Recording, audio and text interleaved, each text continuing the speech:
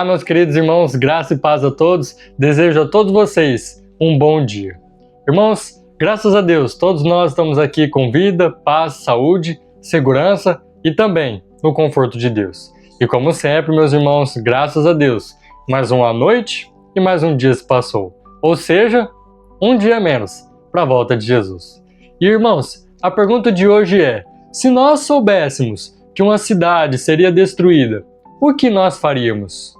Gostaria de ler um verso para meditação que se encontra em Gênesis 18, versículo 21, que vem dizendo assim, olha: descerei e verei se de fato o que tem praticado corresponde a esse clamor, que é vindo até mim, e se assim não é, sabê-lo-ei. Então aqui, meus irmãos, a primeira coisa, o contexto que nós devemos entender é que Abraão estava ali conversando e o Senhor resolveu descer até a terra para ver de fato o que estava acontecendo com Sodoma e Gomorra.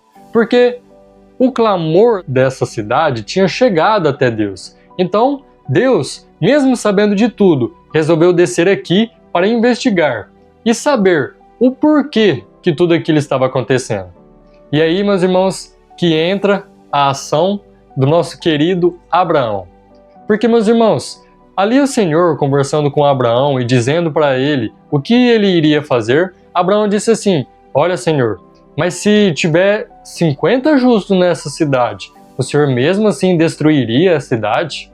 E então Deus diz: olha, se tiver 50 justos, eu não destruirei. E aí a gente vê Abraão falando: não, mas e se for 45? E se for 40? E se for 30? E se for 20? Ah, Senhor, mas e se for 10?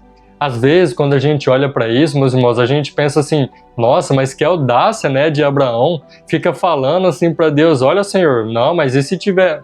Meus irmãos, a gente vê que no relato bíblico, ali Abraão tentou ser o mais humilde possível. Ele disse assim: olha, Senhor, o Senhor sabe que eu sou pó, mas e se existirem pelo menos ali 10 pessoas justas, o Senhor mesmo assim destruiria? Os irmãos veem quão bom foi esse exemplo de Abraão, o quão cristão ele agiu.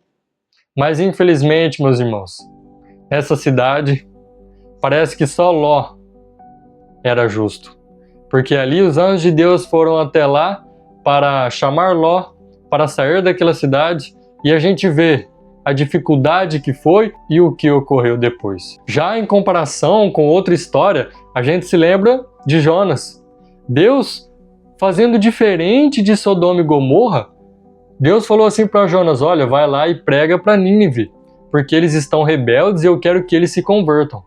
Então aqui, meus irmãos, em Sodoma e Gomorra, nós não temos um Deus que é impetuoso, um Deus que simplesmente quando vê o pecado já vai e julga. Não, Deus ele foi muito misericordioso e paciente. Tanto é que ali nem havia a necessidade de chamar um profeta para pregar para aquela cidade, porque Deus já sabia que ali não haviam justos, e o justo que tinha, Deus tomou. Mas o engraçado disso tudo é que quando foi com Jonas, ele pregou, a cidade se converteu, e o que aconteceu? Ele não ficou feliz, ele se sentiu desgostoso em relação àquela situação. Então, meus irmãos, que possamos pegar isso de lição.